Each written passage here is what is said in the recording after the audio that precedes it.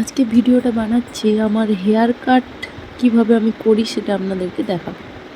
চুলটা অনেক দিন ধরেই এত বড় হয়েছে, চুলটায় সময় মতো শ্যাম্পু বা চুলের চিরুনি দেওয়ারও সময় পায় না, সেই জন্য এত জট হয়ে গেছে, ছাড়াতেও আর পাচ্ছি না। তো সেই জন্য ডিসিশান নিলাম যে কেটেই ফেলতে হবে, আর কিছু করার নেই।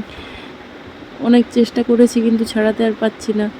সময় মতো সব কিছু বাচ্চা নিয়ে হয়ে ওঠে না, তো সব দিন শ্যাম্পু করা বা চুলে চিরুনি দেওয়ার সময় পাই না, তাই ভাবলাম কাটতেই হবে। আর সেই যখন কাটবো তাহলে শেয়ারই করি কিভাবে আমি আমার হেয়ার কাটটা করি, তাই ভিডিওটা বানালাম, দেখতে থাকুন।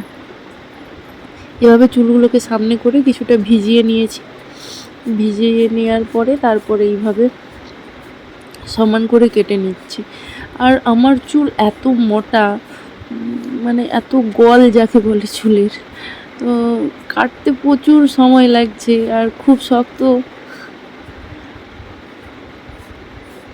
দেখতেই পাচ্ছেন চুলের কীরকম ঘনত্ব, ভলিউমের জন্য এত কাটতে সমস্যা হয়। তো কতক্ষণ ধরে কাঁচি চালাচ্ছি, কাটাই হচ্ছে না। যাই হোক, কাটছি।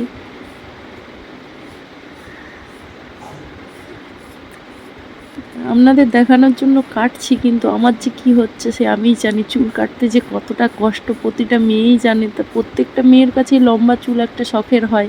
আমার কাছে তো খুবই শখের ছিল লম্বা চুল, বিশেষ করে চুল আর নখ, এগুলো আমার কাছে খুবই শখের। তো কেটে দেওয়ার পরে সত্যি খুবই, মানে কি বলবো, কি হয় প্রতিটা মেয়েই জানে। এদিকে এই কষ্টের ফিলিংসটা সবার কাছে শেয়ার করা যায় না, সবাই বুঝবেও না। সত্যি খুব শখের ছিল চুল, এর আগেও অনেকবার কেটেছি। একমাত্র মাই জানে সে বাচ্চার জন্য কত কিছু স্যাক্রিফাইস করে। তো জীবনে কত কি মা হবার জন্য বা হবার পর ছেড়েছি চুল, আর কি জিনিস। চুলটা খুব শখের ছিল, তবুও কাটতে হয়, কারণ চুলের পিছনে টাইমই দিতে পারি না। জীবনে অনেক কিছু শখের ছিল, আমার নখ চুল এগুলো সত্যিই খুব শখের ছিল। না রগ রাখতে পারি, না এখন চুল রাখতে যত্ন করতে পারি। তো কত শখ ছাড়লাম বাচ্চার হাসি মুখ দেখবার জন্য। যাই হোক, আমি মা, এর থেকে আনন্দের আর কি হতে পারে। চুল আর কি জিনিস।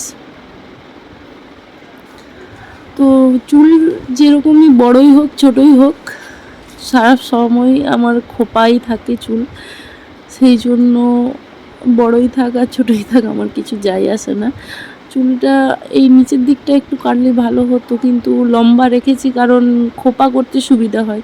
আমি সব সময় খোপা করে চুল ক্লিপ দিয়ে তোলা থাকে, তো খোপা করতে সুবিধা হয়, সেই জন্য একটু নিচের দিকটা লম্বা রেখেছি।